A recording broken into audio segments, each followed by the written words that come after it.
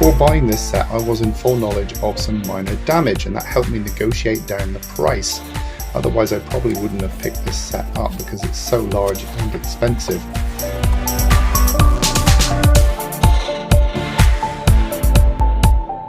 If you want to see the restoration on the small areas of damage, check out the end of this video and you can see what I actually did to get it back to its former glory.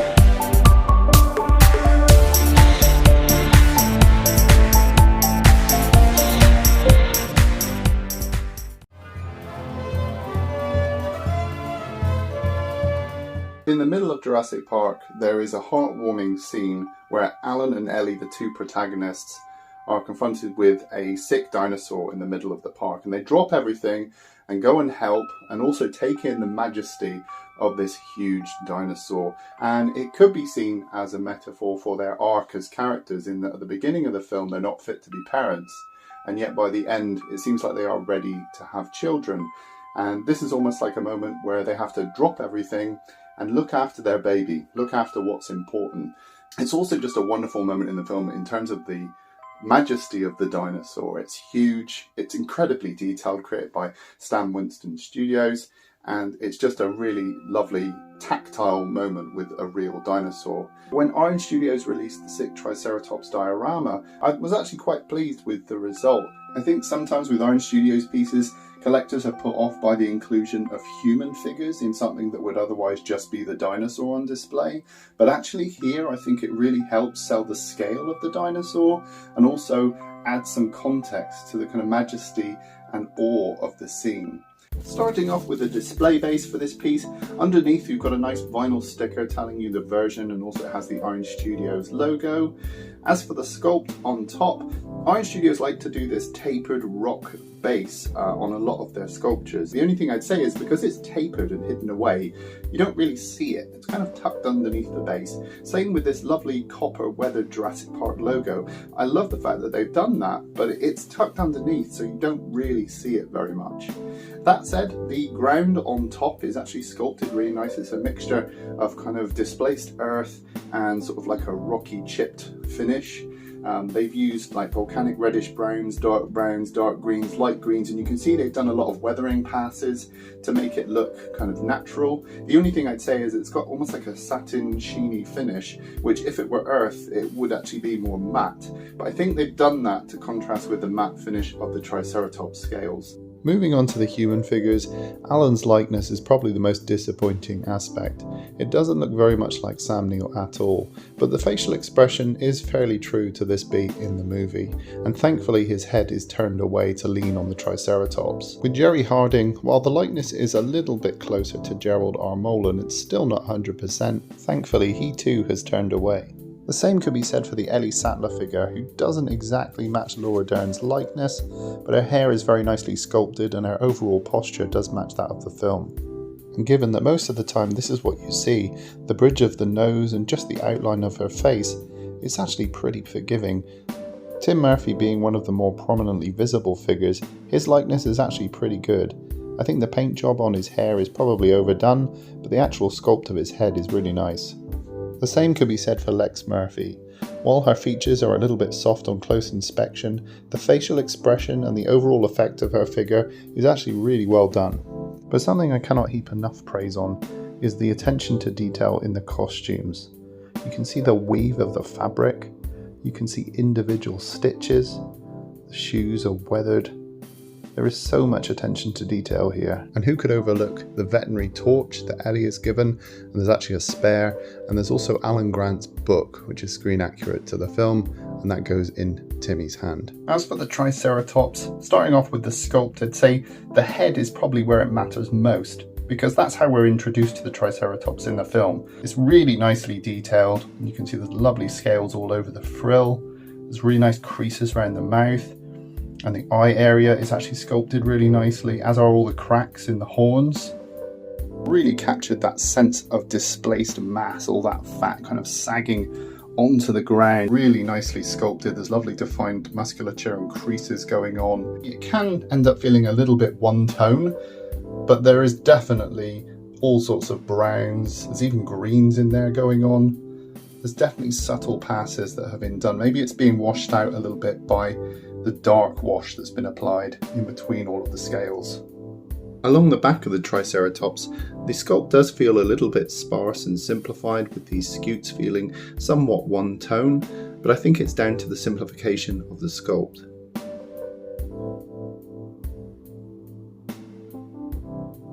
The only thing I'd say is I might actually prefer removing Alan Grant from this set, because what that does is it allows the beauty of the Triceratops to really shine. This does leave Alan Grant's peg holes and footprint marks visible, but as you step back it's harder to see, and hey, maybe in the future I'll come up with a solution to conceal those, some grasses or something. On the iris and the pupil area could be handled a little better in that they could be more detailed, but the actual glossy finish kind of makes up for this when you look at the piece overall. Where Ellie reaches in and touches the tongue in the film, you can really get a sense of that with this glossy finished tongue inside the beak. Overall, I'm really satisfied with the sculpt and the paint job, and when it's under direct lighting from above, I think this piece will really shine. And so today, with my fresh piece of acrylic plastic, and with the help of some trouser clips that look like this to attach to the racking, we've actually got a new home for the sick Triceratops, and I think it looks great. As for Alan, he can live with my spare Timmy and Lex, which brings us on to the final chapter, the repair and restoration. There are some scuff marks on the horns around the frill, there's some scuff marks on the leg there, also on the upper leg and here, but I saw that damage as, not too bad considering. Also, over time it seems like this has started peeling off. You can see there's some bubbling here, and this is coming off on the corner also. Some of the paper and the polystyrene has got stuck underneath the glue residue, so I think what I might have to do is actually take this entirely off, clean off the glue residue, and then re-glue this. That and Grant's hand also came unglued, and there was some minor damage on his hat brim, so I'm going to have to paint over a little hairline crack on Alan Grant.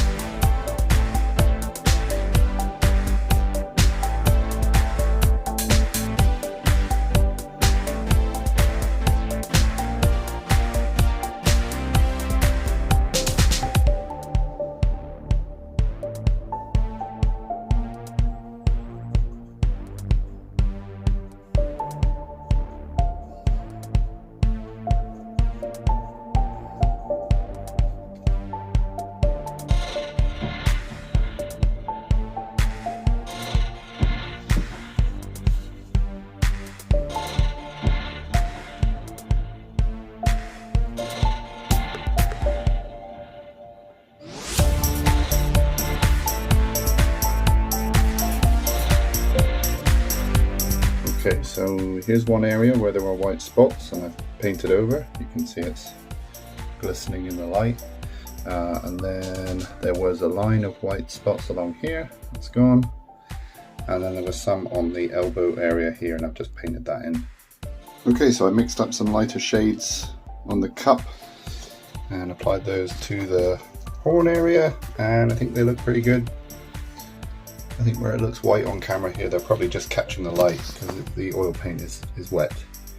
But yeah, I'm pretty pleased with that. Hopefully, if I leave this a few days, the paint will sort of dull down and it won't look so glossy. That's what tends to happen with oil paint as it dries. And oil paint is great because it's a medium you can rub off and start again, and it takes forever to dry. It takes like 4 days to dry. So I love using it because it's so flexible if you make a mistake. So there we go.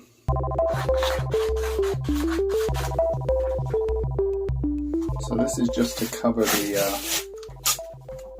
the piece with the edition number on it, but it's also to protect the underside of the plastic from getting dirty while I'm trying to clean the glue off the other side.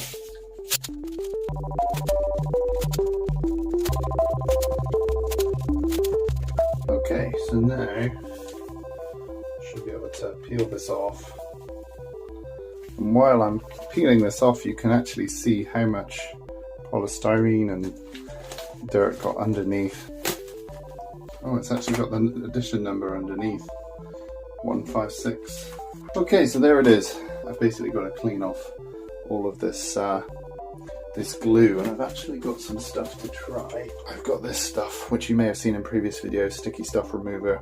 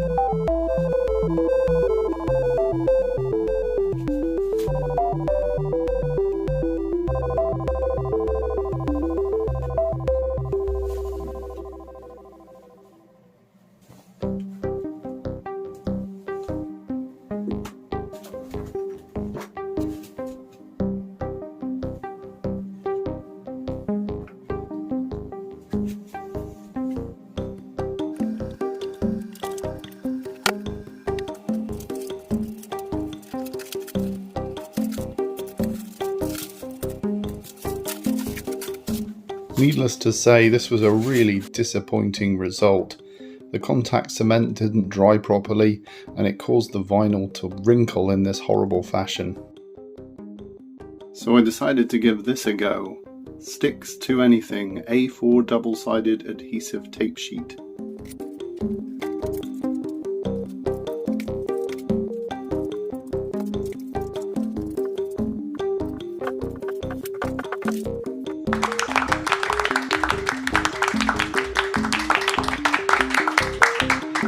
So there we have it. That was today's look at the Orange Studios Sick Triceratops Diorama. This is a really nice piece for fans of Jurassic Park and statue collectors alike. It's a really good conversation piece. In my personal opinion, I rate the Tyrannosaurus Rex standalone figure that they did, which was actually part of the main Road Attack set, slightly higher than this if I'm honest, but I still think this is a wonderful figure and has a lot going for it. Be sure to check out my review of that Rex figure and many other Orange Studios statues, links are down below. Let me know what you think in the comments down below. In the meantime, rate and subscribe, and I'll see you in the next video.